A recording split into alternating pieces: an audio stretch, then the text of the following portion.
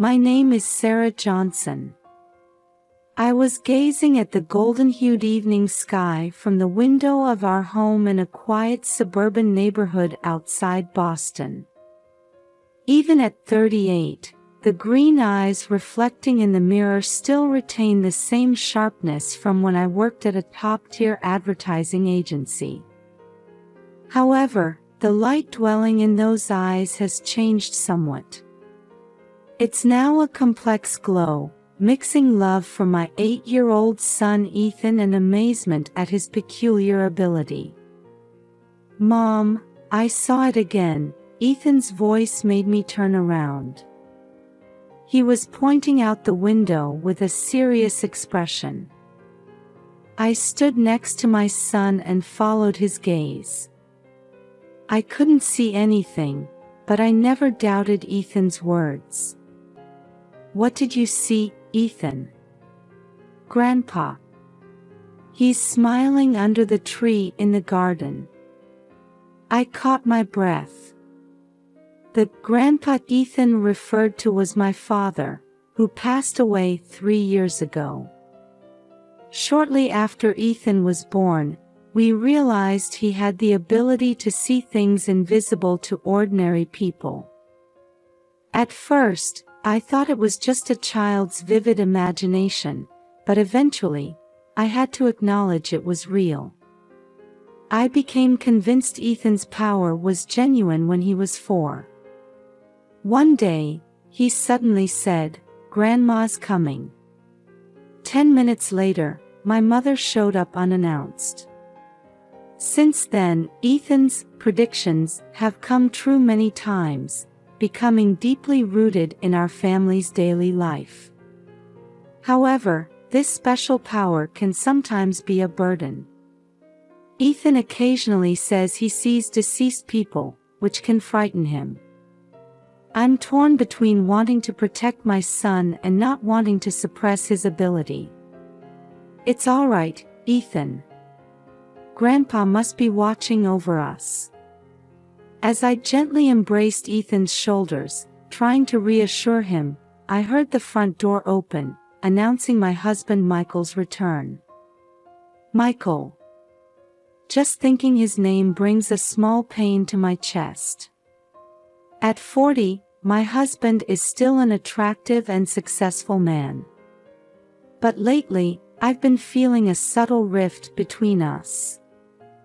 "I'm home," Michael's voice echoed, but it lacked the warmth it once had.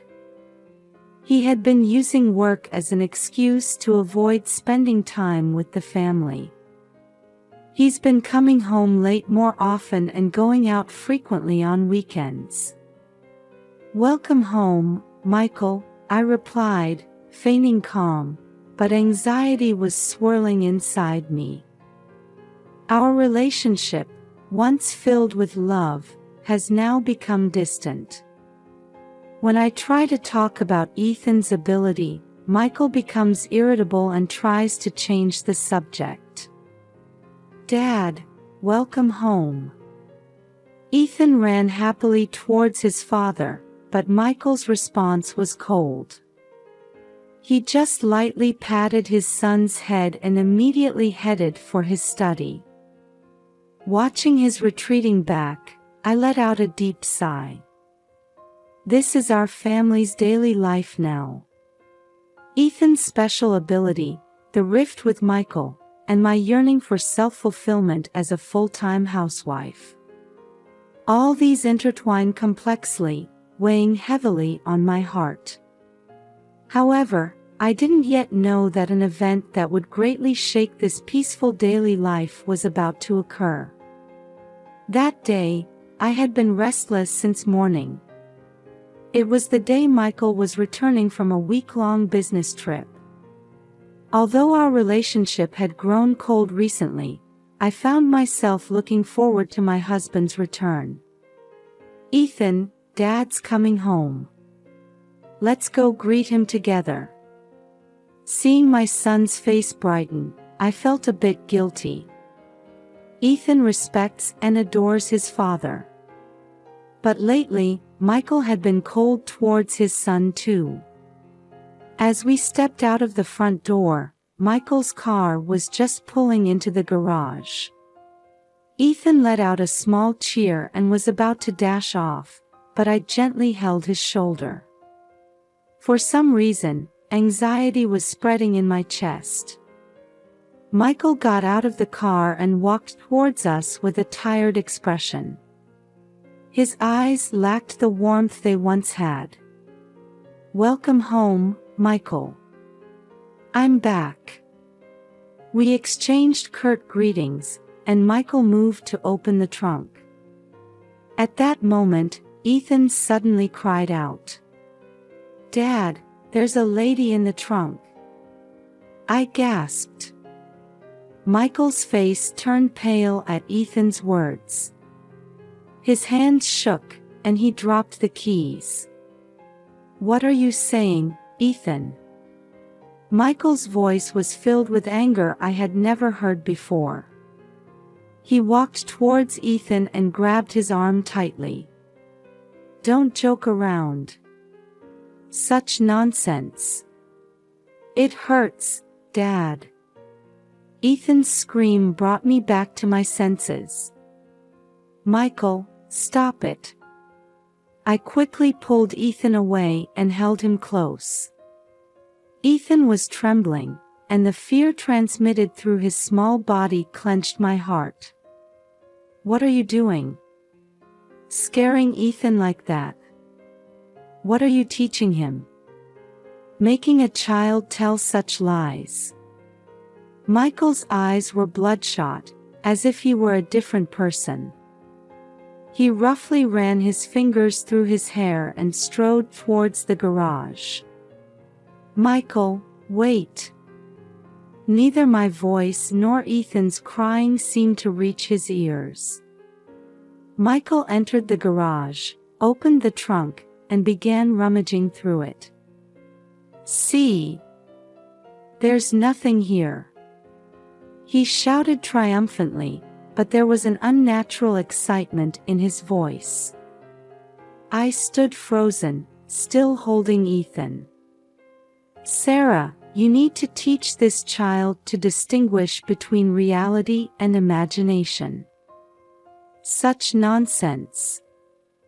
Michael's words trailed off. His eyes fell on Ethan, trembling in my arms.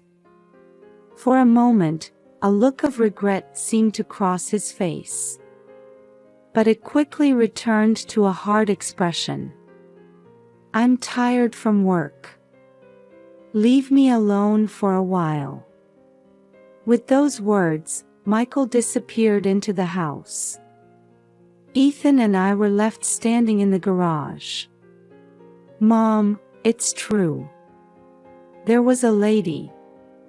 Ethan's small voice made my chest tighten. Because I believed in my son's mysterious power, this situation was terrifying. "I know, Ethan. I believe you." I gently stroked my son's head while staring at the house where Michael had disappeared. The unease that had been building up, and today's events. I can't ignore it anymore. I need to know the truth. That night, after Ethan had fallen asleep, I made a decision. Tomorrow, after Michael leaves for work, I'll check the car trunk. Whatever the truth may be, I have the courage to face it. To protect my family. The next morning, I woke up feeling uneasy.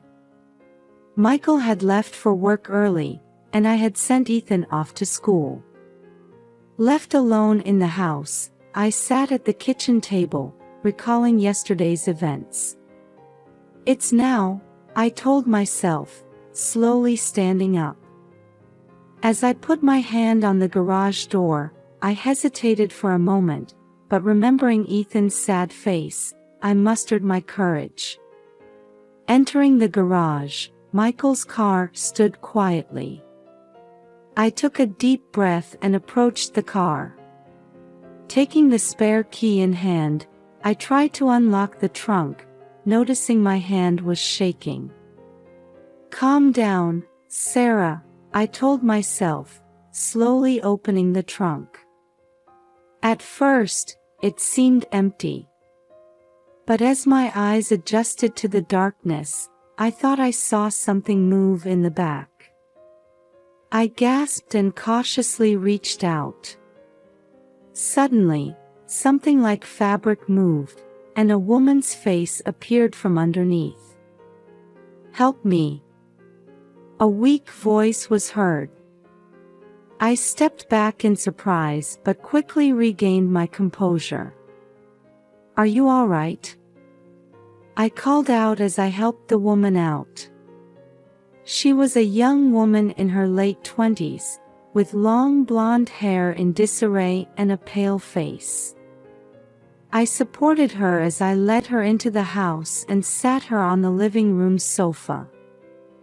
"I'll get you some water," I said as I headed to the kitchen, but my mind was in turmoil. I couldn't tell if this was reality or if I was dreaming. When I returned with water, the woman seemed a bit calmer. "Thank you," she said, drinking the water in one gulp. "My name is Jessica," she began slowly. "I met your husband, Michael, 3 months ago." I gasped. "An affair?" It was one of the answers I had expected, but being confronted with the reality of it hurt my chest. However, Jessica's next words were far beyond my expectations. At first, it was a normal relationship. But then I realized he was involved in illegal transactions. Illegal transactions? I couldn't believe my ears. Jessica nodded. His company appears to be conducting legitimate business on the surface, but behind the scenes, they're dealing in illegal drugs. I found out about it and... Her voice trembled. He started threatening me. And yesterday, when he found out I was going to report to the police, I was at a loss for words. The fact that Michael was having an affair was shocking, but even more so was the fact that he was involved in illegal activities. But why in the trunk? I managed to squeeze out. He was trying to silence me. But maybe he was afraid to kill me, so it seems he was planning to take me somewhere far away and abandon me. In my mind, Michael's abnormal reaction yesterday came back to me. Now I understood why he had been so upset and exploded in anger at Ethan's words. "We need to report this to the police," I said, taking out my smartphone. But at that moment, I heard the front door open.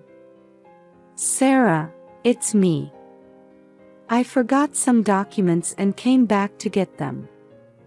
It was Michael's voice. Jessica and I looked at each other, frozen. Footsteps approached. I quickly hid Jessica in the closet and took a deep breath, trying to appear calm. "Sarah, where are you?" Michael's voice came from the hallway. "I'm here, in the living room," I answered, suppressing my trembling voice. The moment Michael entered the living room, I noticed his eyes quickly scanning the room, as if searching for something, or someone. "What's wrong?" I asked, trying to sound as natural as possible. No," he answered nervously. "I'm looking for some documents. Haven't you seen them?" "I'm sorry, I didn't notice." Michael walked around the room, starting to search here and there. His movements didn't seem like just looking for documents. Sweat beaded on his forehead, and he occasionally glanced at me. Suddenly, there was a small sound from the closet. I saw Michael's body tense for a moment. Didn't you hear something? His voice was tinged with tension. Isn't it just your imagination? I feigned calmness, but my heart was pounding fiercely. Michael slowly began to approach the closet. I held my breath, desperately thinking about what to do. If he found Jessica like this. That's when it happened. The doorbell rang. At the sound of the doorbell, Michael and I froze simultaneously. After a moment of silence, Michael turned to me and said in a low voice, "No one should be coming." His eyes clearly showed suspicion. I took a deep breath and, trying to appear as calm as possible, said, "I'll get it," and headed for the front door.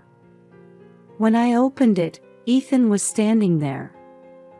His homeroom teacher was standing next to him, looking concerned. "Ethan, what's wrong?" I asked, my voice a mix of surprise and relief. The teacher explained, "Ethan suddenly felt unwell. He said he wanted to go home, so I brought him." At that moment, Ethan whispered in my ear, "Mom, Grandpa said we needed to come home." I caught my breath. Ethan's mysterious power had sensed something again. "Thank you very much." "I'm sorry for the trouble," I said to the teacher, and led Ethan into the house. When we returned to the living room, Michael was standing there, looking uneasy. His eyes fixed on Ethan, his expression a mix of complex emotions. "What's wrong, Ethan?" Michael's voice held more irritation than concern. That's when it happened. The closet door slowly opened, and Jessica appeared. With trembling hands, she pointed at us and said in a shaky voice, "I can't hide anymore." The air in the room froze in an instant. The color drained from Michael's face, and he tried to say something but couldn't form words. Suddenly, Ethan asked, "Dad, why are you lying?" "Grandpa said you were doing bad things." Michael sank to the floor, as if crushed by his son's words. I just... At that moment, we heard sirens. Someone had called the police. The next few minutes felt like a dream. Police officers entered the house, assessed the situation, and restrained Michael. Jessica began giving her testimony in tears, while I held Ethan close, staring blankly at everything unfolding before me. After the police interrogation was over and the house became quiet again, I finally began to accept reality. Michael's hidden face, his criminal activities, and his betrayal of our family. Now that everything had come to light, a quiet determination was growing within me. After putting Ethan to bed, I sat at the kitchen table, deep in thought. What should I do now? The answer was clear. The next morning, I called a lawyer to discuss divorce proceedings. Then, I explained the situation to my parents and decided to stay at their home for a while. As I packed our belongings, I looked out the window. A fresh breeze was blowing, as if announcing the start of a new season. "Mom, where are we going?" Ethan asked anxiously. I hugged my son and said gently, "We're going to a new home. Grandma and Grandpa's house. We're going to start a new life there." Ethan thought for a moment, then nodded slightly. "Okay, I understand. But what about Dad?" I took a deep breath and carefully chose my words. "Dad, we won't be able to see him for a while. But Mom will be by your side, Ethan. Let's do our best together." Holding my son's small hand tightly, I renewed my determination. The road ahead won't be easy. But with Ethan's special ability in the bond between us, mother and son, we should be able to overcome any difficulty. Before leaving the house, I looked back one last time, and memories of our once happy days flashed through my mind like a kaleidoscope. But those are now in the past. It's time to find a new life, new happiness. "Well then, shall we go?" I said, and we took